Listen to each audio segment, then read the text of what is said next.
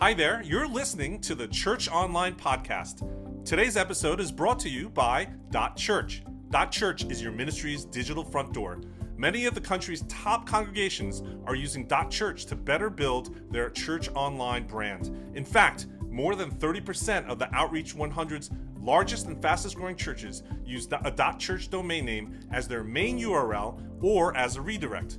Warmly welcome members and new visitors 24 hours a day, 7 days a week, 365 days a year with your own .Church domain name. Search for .Church at name.church or your favorite registrar. With that, I'm Kenny Jang, host of today's conversation. Let's get started. Hey friends, Kenny Jang here with Church Tech Today. In 2022, we had a landmark book that arrived on the scene, and I've got my friend Dave Adamson, the one and only Dave from Down Under, to join us here on the camera. Welcome, Dave. How are you doing? I'm joining you on the camera. Joining you on the, I don't know. It's not a show. I was going to say, joining me on, it's joining me on camera.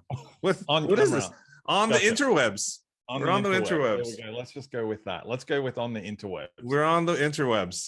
Today, I want to share with people, like I said, a book that's landmark in this space. It's MetaChurch.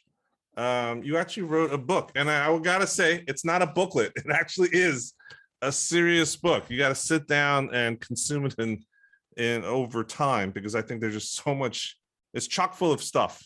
So I just wanted to share with everybody who hasn't heard of it yet, what MetaChurch is all about. So MetaChurch, and here's the subtitle: How to Use Digital Ministry to Reach People and Make Disciples, by Dave Adamson. Imagine your church reaching far beyond the walls of your building. There's more to it than just streaming services and posting on social media, but where do you start? So Dave, let's just share, why'd you write the book? How did this come about? Well, the why I wrote the book was because I wanted to help equip churches around the world, regardless of what size they are or what sort of resources they have, either financially or hardware-wise or volunteer-wise, with the best practices to stream services and reach people online and post to social media, do podcasts, do all of those sorts of things. How it came about, really, I've been writing this book, Kenny, since 2008, when I first became an online pastor in New Jersey at a church up there. And then after nearly 6 years of doing that, I went down to Atlanta and became the online and social media pastor for North Point Ministries, and did that for nearly 8 years. And the reason for all of that, during that process, during that whole entire process of being in full-time ministry in the online space, there were a whole bunch of things that I learned. There's a whole bunch of mistakes that I've made. I failed forward in many situations and many seasons. And the stuff that I learned along the way is what really is encapsulated in the book. I took everything that I've learned and applied it to, the modern era, post-COVID era. And the goal was to hopefully help churches reach more people and change more lives. Now, we're going to have you on the broadcast. We're going to have you on the broadcast a couple of times in the future to go through some of the different parts, because there's definitely so many things that you actually lay out. For example, I'll just share with you down in the book, there's things like a whole social media content strategy for the MetaChurch, and there's leadership pathways and all the stuff that you have here. But from a very top line perspective, there's basically two parts of the book, right? Like, I think there's the philosophical argument for what the MetaChurch is today. And then there's the practical application part. And so I think our audience is going to want to know all the nuts and bolts of the practical application stuff. And we'll have you on a couple of times here.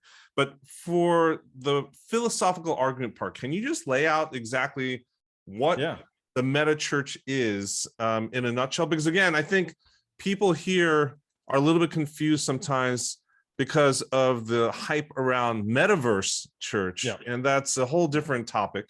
But why don't you define for us what you mean by the term MetaChurch? Yeah, first of all, can I just say this? In 2022, I would have liked to have thought that I wouldn't have had to provide a philosophical or a theological argument for church online. But unfortunately, what we started to see towards the end of 2021 and early into 2022, what we saw was a whole bunch of church leaders, as they stepped back into their building, they stepped back into time. And they started to treat the online services that they adopted during COVID as just this short-term mission trip that they were on, that they went off and they did that online thing for a season, but now they're back in the quote unquote real world, and they can just continue doing church as they've always done it, shoulder to shoulder, in-person services at a certain time, at a certain place, on a certain day. So I really wish I didn't have to write that side of it, but I felt like I really needed to. And part of that process, part of the, as I worked through the idea of what my philosophical, theological, and historical arguments are for why church online is quote unquote valid. What I started to realize in those moments is that we have this opportunity that we've never had before to leverage technology in a way that uses 21st century tools to go back to a first century model. And that's really when I started processing this idea of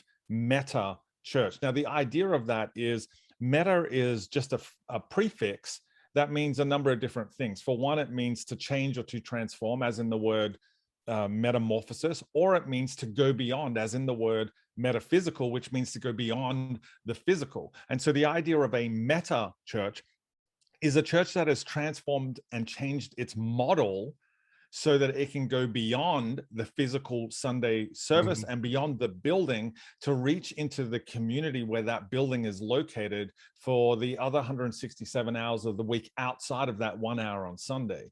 And so Meta is not about a virtual reality world.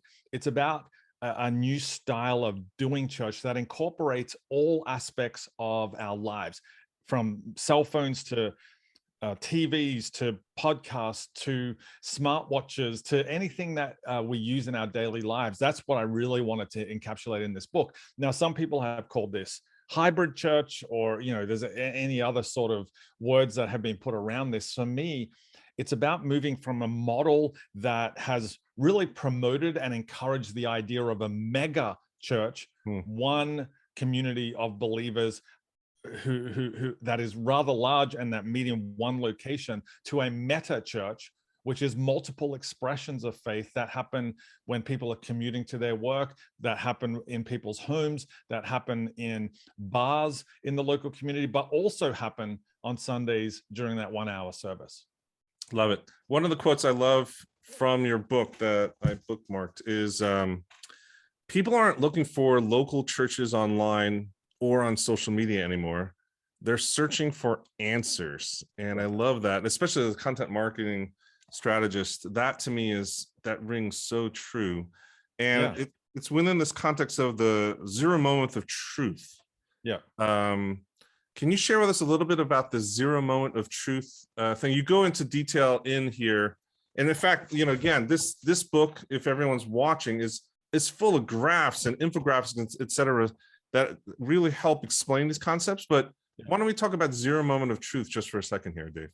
Yeah, 0 moment of truth is this marketing term that Google came up with about 15 years ago. And really it was a response to what they were starting to see happening in the marketplace online specifically. Now, it was the next step of what marketing in the 80s, 70s, and 80s called the first moment of truth. And that first moment of truth was when somebody was in a supermarket, maybe, pick a random product, Kenny, pick a supermarket product that you regularly buy. Go, just tell me anything. I don't know, Kellogg's Frosted Flakes cereal. Okay, so when you go into the cereal aisle, marketers used to call the front display of that cereal aisle, where you've got all your different branded cereals, that was the first moment of truth, when you would go and you would see all the products in one single place. Now, what Google realized about 15 or so years ago was that there was a movement before that, before people went to a store, that was happening online now. And that's when somebody was asking the question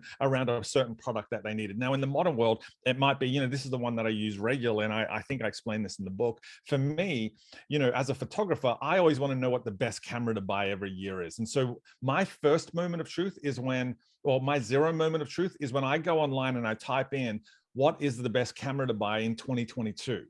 Right now, as I'm starting to search that process, companies like Fuji and Sony and Canon and Nikon, they pay hundreds of thousands of dollars to make sure that when I type that phrase in, that keyword phrase, that they're at the first page, they're at the very top of the very first search engine results page.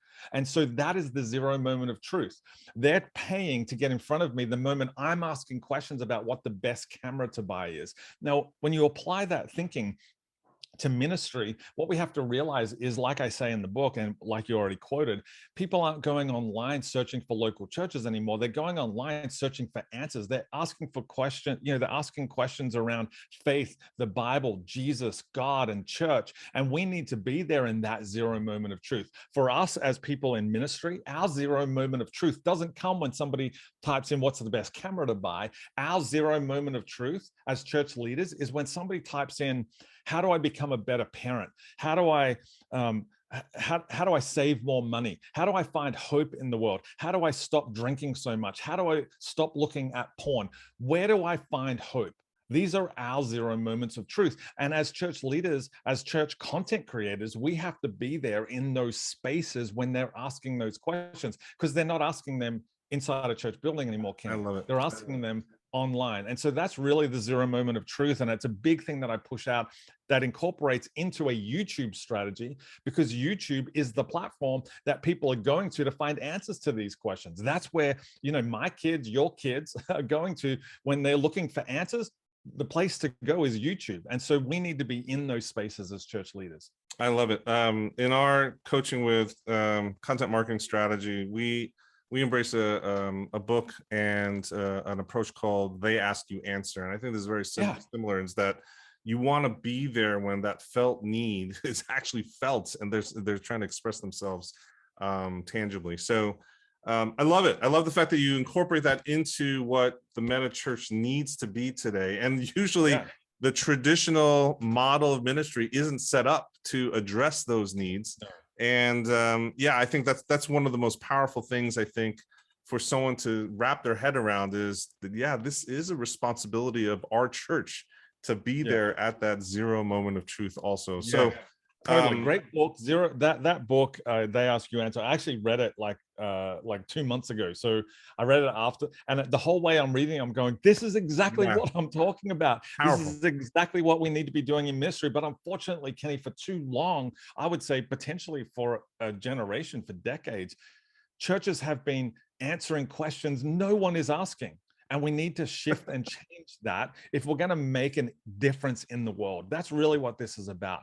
That book, They Ask You Answer, is all about helping marketers sell a product, right? Yes. To reach out to their customers and provide them with the information they need to sell a product. For us, it's not about that. We're offering the greatest message ever, and we should be willing to do whatever it takes to get that message out to people. And where people are in the modern era is online. They're on smartphones. We carry around with us in our pockets every day a pulpit, a small group, a worship team, and an offering plate. But we have to turn these smartphones, these iPhones, from a tool of distraction into a tool of discipleship. But that only happens with intentionality, and it happens with a strategy and a system built around that strategy that keeps it all running. Awesome. Dave, thanks for dropping by. I'm sure everyone knows where to pick this up, but do you have a website or someplace that people can go to get this? Yeah. And the second thing is, I love this book in particular is something that you want in hard copy, because there's so many things you want to mark up and note, etc. I've got a whole stack of Post-it notes that I'm literally inserting here as I go. But is there also an audiobook? Where do we find out more information about the book? So you can obviously find it on Amazon. That's where most people get their books these days. That's where you can buy the physical copy, the Kindle version, and the audio book. Oh, there is an audio version. Okay. So there's all three, and if you get the Kindle or you get the Audible version, one of the things I point out is if you go to metachurchbook.com, that's where you're going to find out more information. But to get the graphics from the book, from the hard copies, go to metachurchbook.com/graphics, and you can download all the graphics. Now I've just given it away to your audience. They don't even have to buy the book; they can just get all the graphics, but they won't know how to apply them because it's just graphics. Well, you're going to want all of it. So first step is get the book.